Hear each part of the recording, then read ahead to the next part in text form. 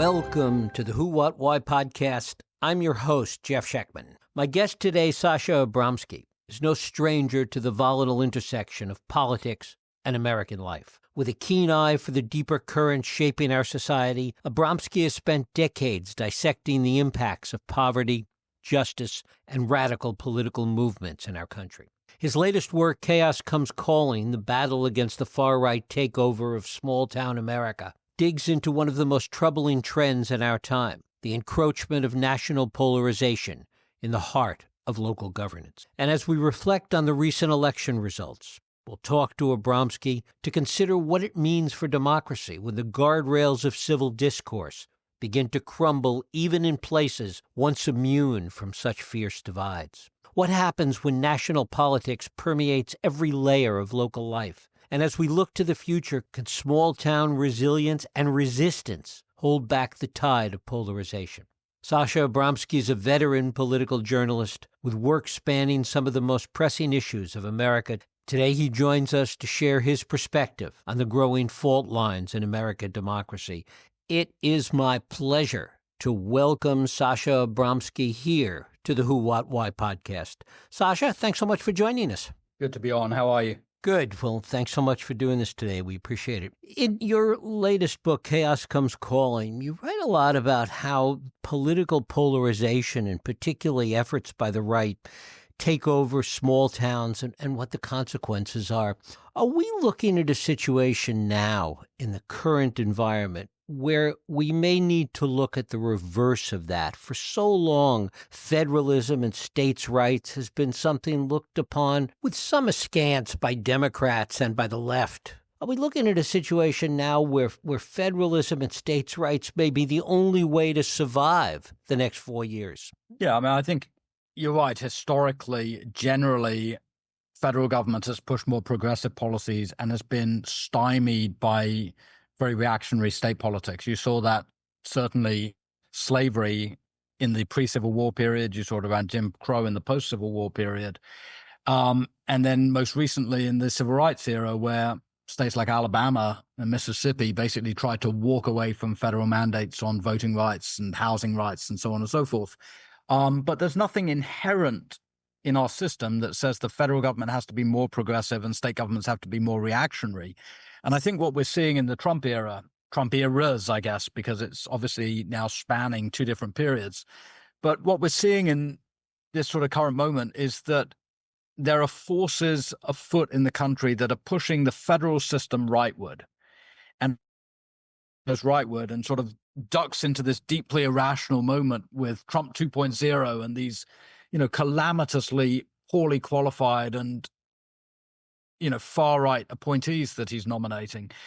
As the federal government swings into this irrationalist right-wing moment, it is going to fall to states. It's going to fall to state coalitions to try to preserve something of what we understand America to be: an open, pluralist, tolerant society, a society that has space for political pluralism, and a society that doesn't sick the military on its own citizens or on immigrants, both of which are real possibilities under the incoming Trump administration.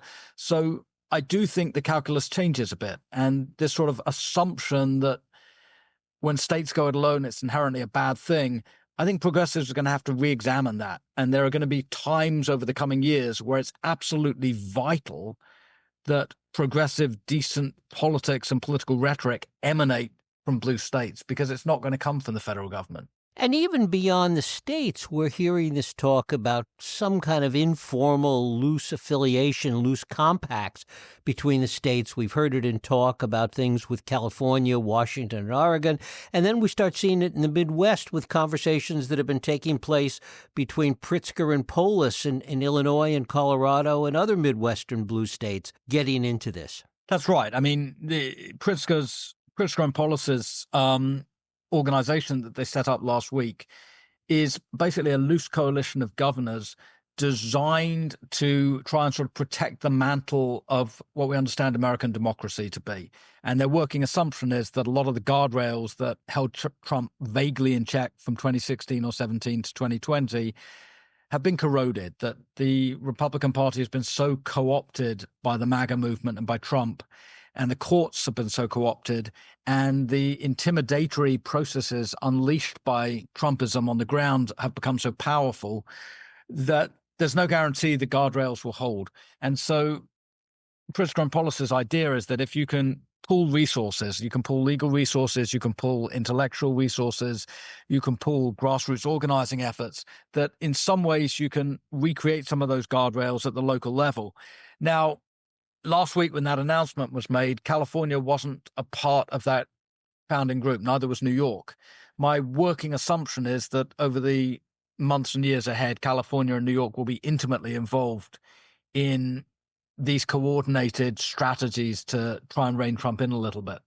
Now, again, it's an open question as to whether or not these efforts will succeed. It's also an open question as to how far Trump's willing to go outside of the legal processes to enforce his will. And this is something we've rarely, if ever, seen in the American political experiment before. The idea that you have a deeply autocratic president backed up by deeply autocratic henchmen trying to take control of the sort of most important apparatus of power, the military, the intelligence, the Department of Justice. If Trump's nominations go through, if people like Matt Gaetz and Peter Hegseth get approved, we're in a whole new world, because these are people who won't in the slightest push back against Trump's most extreme impulses. They'll facilitate them. And at that point, it really does become an open question what the states can do and how far they can go to try to preserve, the remnants of a democratic pluralist system. If, in fact, these states and these coalition of states try and do this, does it ultimately, whether they're moderately or even, a little bit successful in this, does it further exacerbate the red and blue divide in the country? And could the long-term consequences of that be even worse in terms of tearing the country apart? Yeah, I mean, there have been a lot of people who've been writing and thinking and talking about this in the last few months, and maybe beyond the last few months, that there are sort of stresses in play now in the American project that haven't been in play since the Civil War, that there are these fissuring impulses where the states are going further and further apart, and the states' understanding of political realities, of truth and falsehood, of, in science, of a whole bunch of things. There are just two totally different countries now. So to simplify it, you have a Californian country and you have a Texan country. And these are sort of two enormous economic and political powerhouses that have their alliances and have their coalitions that are forming. And it's unclear whether those two powerhouses in the long run coexist in a meaningful way, or whether they're going to increasingly go their own way with their own set of rules and regulations around really important parts of civil society, with minimum of cooperation between the states, with antagonistic relationships to the federal government, depending who's in charge at the federal government at any moment. It's very dangerous. I mean, America is a project that works through individuals and through states being able to engage with each other. And it starts to break down very profoundly when that process of engagement corrodes. And I think we're seeing that at the moment. And one of the places that it potentially breaks down is with respect to economics. The states being able to afford to do the things they might want to do, the blue states, in this kind of a situation. That's right. I mean, if you look at the minimum wage, for example, we're one country with several different minimum wages. So if you live in California, you're going to pay a lot more for housing and a lot more for a bunch of other things. But the flip side of that is you live in a state where the minimum wage is north of $15 an hour, and in the not too distant future will be somewhere in the $20 an hour region. If you live in Texas, or you live in Montana, or you live in Alabama, or many other Republican states, you live in a state with the federal minimum wage, which is $7.25 an hour. So if you live in California, you're going to have a whole different set of economic priorities than if you live in Texas. Similarly, the tax structures of the state. If you live in California, there are resources that the state has because it has a fairly progressive tax structure that allow for big ambitions around healthcare access, or around mental health services, or around funding higher education, or whatever it might be. If you live in Texas, well, again, the tax base is far, far lower because whether it's property taxes or whether it's state taxes or whether it's all the other taxes that states bring in, there's a lower tax base in most GOP states. So they have fewer resources to create these ambitious social programs. So, that's always been the case. There's always been some states that invest more and other states that invest less, some states that tax more and other states that tax less. But it's becoming ever more pronounced. And, in some ways, when you look at America, you're looking now at two countries. You're looking at a blue country with its own set of economic and political rules. You're looking at a red country with its own set of political regulations and rules, and growing animosity between those two camps. And again, we like to think of ourselves as sort of eternal and exceptional. Well, in some ways, we're not exceptional. We're just another country struggling to get by and doing some things right and some things wrong. And we're certainly not eternal. There's nothing in the sort of God-given rules of the universe that says that this political project works forever. And we seem to be doing an awfully good job at the moment of making it ever more likely it doesn't work. I think that's very sad because I think it's an important political project. It even goes beyond the state level to some of the fundamentals of local governance and local politics, in that we certainly have a lot of blue bubbles that exist within very red states, and even as you wrote about in Chaos Comes Calling, red bubbles that exist in blue states like California. Yeah, I mean, that's absolutely true. And I've done a lot of reporting. My book, half of my book is set in Shasta County, which is one of these very, very red islands in a blue state. But there are, plenty of blue islands in red states. If you go to Austin, Texas, very, very liberal city, very progressive values. Even Houston, which not too many years ago was quite conservative, Houston's now governed by very progressive Democratic political leadership. I was recently up reporting in Montana and Wyoming. It's the same thing. Both of those states are dyed-in-the-wool, make America great again, red states. And yet their cities, whether it's Bozeman in Montana or Jackson in Wyoming, the cities have these very sort of liberal political hues to them. And then you have this conflict. Does the state allow the cities to preempt state laws by creating higher local minimum wages or local rent control ordinances? And the red states are showing remarkable reluctance to let the cities do that. And so you're having these battles at a state versus local level as to who controls, those levers of power. And at the moment, the state's winning those battles, whether it's in Montana or whether it's in Ohio or many other states. The state is pushing back against blue cities' efforts to go their own way. And so I think, again, you're talking about sort of these fissures that have emerged. You're right. We're seeing them between blue and red states. We're also seeing them within states themselves and the different regions within those states. And to a certain extent, it raises the question, which you touched on earlier, how much stress can the system take? All these fissures, all these fault lines that we're talking about, at a certain point, something has to break. Yeah, I think that's true. And, again, from the inside, when we look at a system from the inside, it's very hard to sort of look at it and say, well, this thing's breaking apart. When you look at it from the outside, people have other views. I read a very interesting guest essay in the New York Times, I think it was 2 days ago, by a Russian intellectual who had lived through the breakup of the Soviet Union. And he wrote about how unimaginable that breakup was from within the Soviet borders. If you were inside looking out, the Soviet system seemed eternal. It turned out to be extraordinarily fragile. And this writer was making an analogy with the current crises in American politics and American culture. And he said, well, look, there are these forces tearing America apart. And there are political figures in Russia now, and he sort of specifically identified Vladimir Putin and some of his entourage, who are essentially betting on the fact that America has become ungovernable. Well, that's a terrible thing. If an authoritarian dictatorial regime like Putin's is looking west at America and thinking, this system is breaking up on its own. It just needs a little bit more sort of fuel thrown onto the fire. It needs, more chatbots causing chaos online. It needs more cultural war things being stirred up.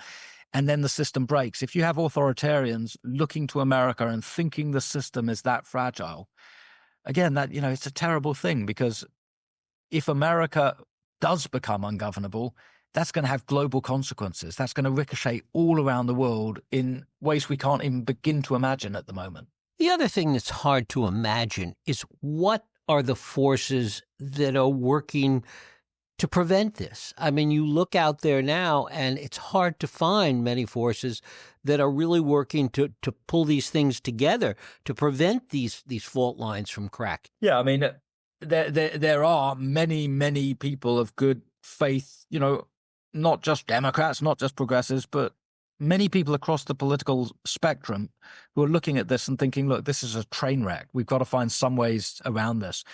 In my book, I focused on a place called Sequim on the Olympic Peninsula in Washington, which veered into this sort of very dysfunctional far right, but more than far right, just sort of irrationalist local government in 2019, 2020, 2021. And then a lot of locals looked at this and thought, this is crazy. There's nothing getting done. The roads aren't being fixed. The houses aren't getting built. Nothing that needs to be done is getting done. And they formed a cross-ideological good governance league. And they very consciously weren't just looking for people on one side of the aisle. They also looked for moderate Republicans who weren't seeking to burn the house down. And they brought them into the coalition. And that good governance league was very effective electorally. It did a lot of on-the-ground voter education efforts. And it won in 2022 and again in 2024 in a series of very important local elections. And I think that story and the people I met when I was reporting the book gave me some insight into a sort of way out here, that there are ways to put the brakes on this slide to irrationalism. But it involves a lot of education work on the ground. It involves a lot of sort of old-fashioned political engagement in a way that has become somewhat unfashionable. It's much easier these days to go online and be performative. So you sort of click on an emoji saying like or dislike or sad or whatever the emoji might be, and that kind of qualifies for our political engagement for the moment. But actually, the hard work of doing something on the ground, talking to people, shifting understandings, it takes a lot more time and effort.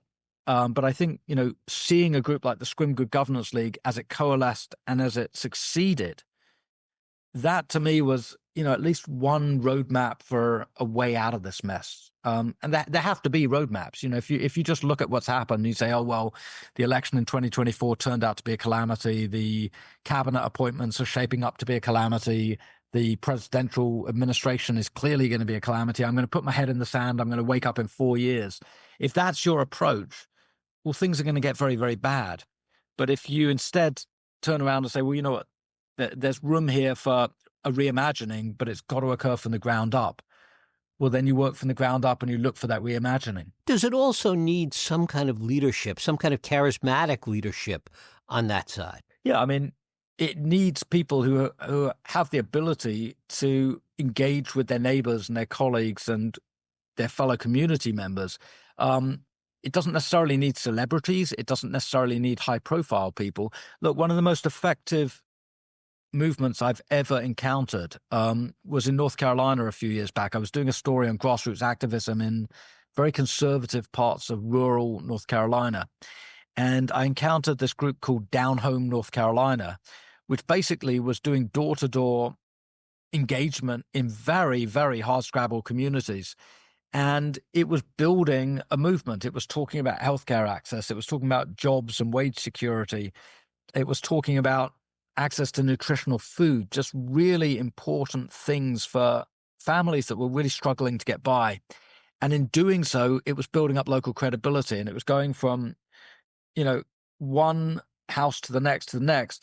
And it wasn't just talking to people, but it was getting them engaged. It was getting them signed up to join that organization and to in turn go and knock on their neighbors' doors. So it was kind of a chain reaction of movement building. And you see that all over the country. I mean, the Down Home North Carolina is particularly effective, but there are these organizing efforts. I've certainly encountered them in Arizona and Nevada and California, in many, many different states across the country where people are doing the hard work of political education. So I don't think you need high profile people. I don't think you necessarily need charismatic leaders, but I do think you need people who have both the time, the energy, and the understanding to really engage in their own communities. And it's a long-term process. This isn't something that's going to suddenly get better, overnight or tomorrow or next week.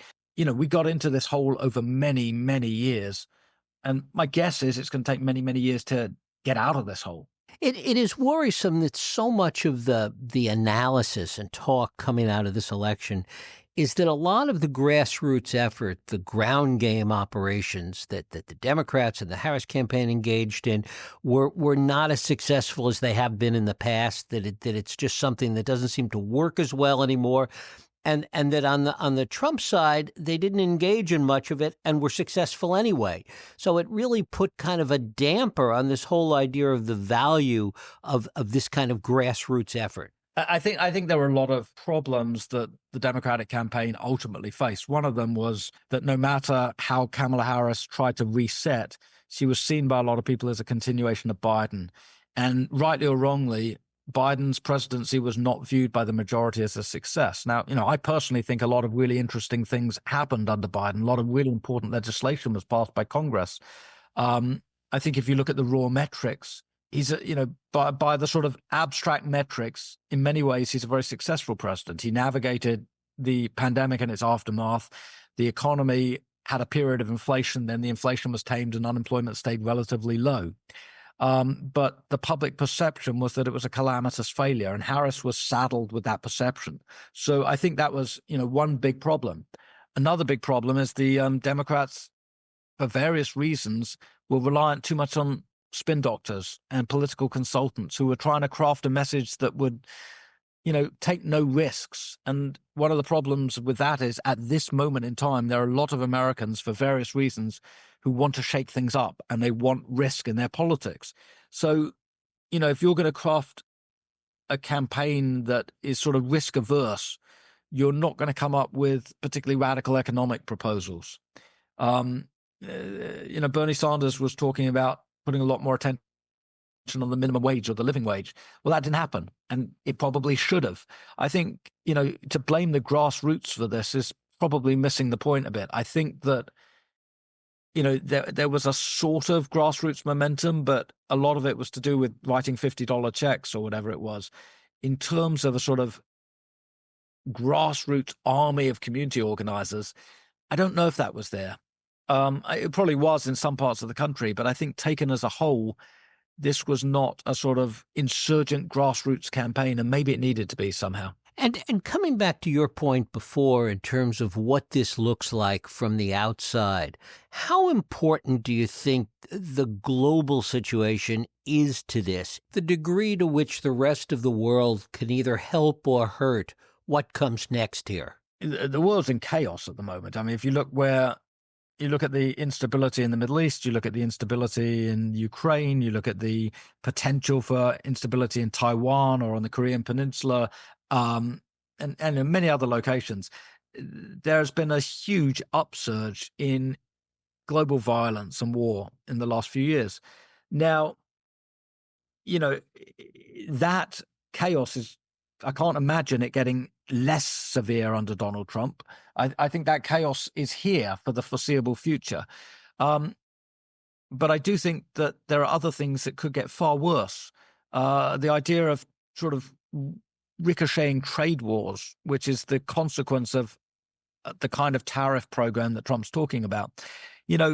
Once you get economic warfare between major powers, things get really ugly really quickly. And there's lots of historical precedent for that.